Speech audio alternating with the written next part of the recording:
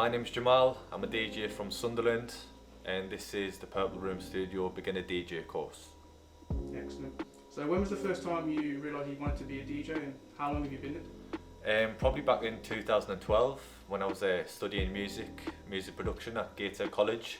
DJing was a separate course, but I remember on my lunch break I'd go down to DJ rooms and just start messing about with the equipment, and from then just playing 2 tracks, even though I didn't technically know what I was doing, I enjoyed it and I just pursued it from there. And you've gone from there, and then It's gone from there. I've read that you've toured different countries throughout your time on the rides. Yeah. Where have you gone to, and what was your favourite? To be honest, it was only as early as about 2 years ago. I went to Spain. I got a booking in Spain. That was called Magaluf for the ultimate getaway.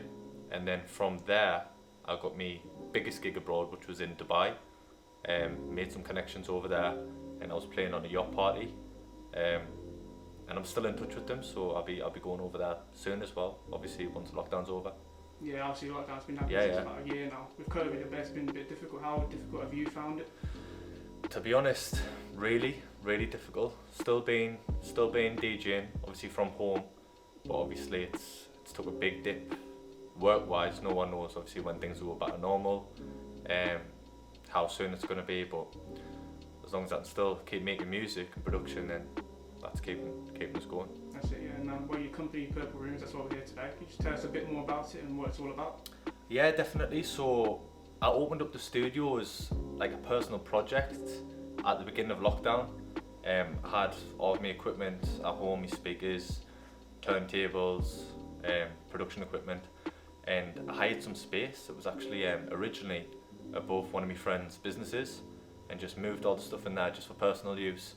And then I had a lot of artists come up to us and ask if they would use the space, obviously to record local artists, local rappers and singers.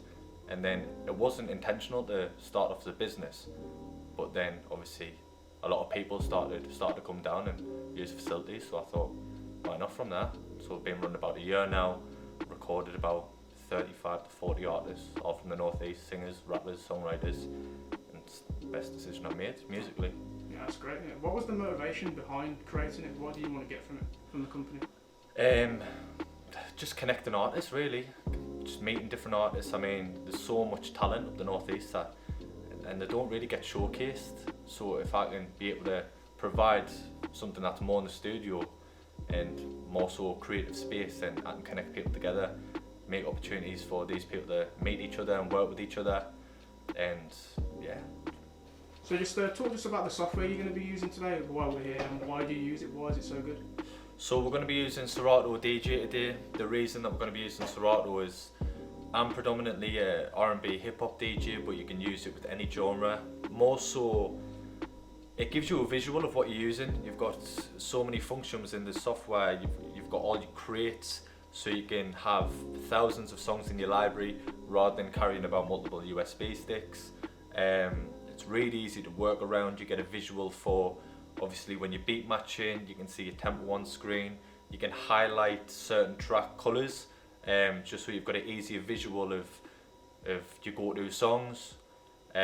Loads of functions in-house, really easy to use. Yeah, looking forward to it, good stuff. So I just want to talk a little bit about how your career got off. Obviously I read that you gave a USB to stick to DAPI. Yeah. So just talk to us about how you feel at the time, how has it helped your career? So basically, I got asked just before lockdown. I think it was Freshers in 2019. So would that be from N-Dubz? He got booked in my city in Sunderland for a show, and with me being a local DJ, I got asked to support him. So as I supported him, one of my friends turned around and said, Jamal, take a USB, you're a producer, you make similar music, and just take your chances. So that's what happened. So I was DJing, and then after the show, his team was there, we were sitting in the VIP, and I chanced it with one of his guys. I just took my USB out, said I'm a producer, checked my work out, and then they were on the way to another show afterwards, and they listened to it in the car on the way down. So I was at work as normal the next day in the office, and I got a DM on Instagram of one of his guys, and it turns out he's actually his writer, and I just thought he was just one of his friends, and he said he listened to one of the songs on the USB and he loved it, and he said he's already started writing to it. This is within 24 hours, and invited us down London. From there, signed a 3-year management deal, and a year down the line, the song got released with AM, another UK artist, and an artist called Noisy. He's one of the biggest rappers in Europe. Expensive Touch, and that's seen I think 3.1 million views on YouTube and 1 million plus on Spotify so far. And that's definitely enhanced my career. I've had better opportunities to work with bigger producers, bigger artists, and I've got a lot in the pipeline for this year, definitely. Yeah, good stuff. I can't wait for it. So, going back to the Purple Rooms, and then what are your hopes for your company and yourself, and the aspirations for the company? So we've definitely made our mark in the city.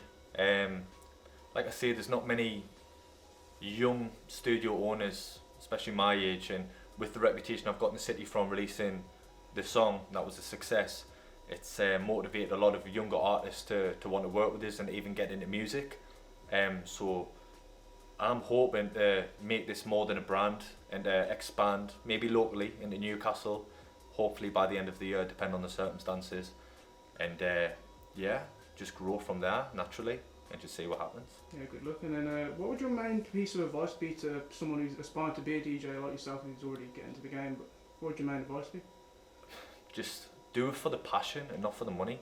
I believe you have to have a passion for it. I think a lot of people want to DJ just for the sake of DJing.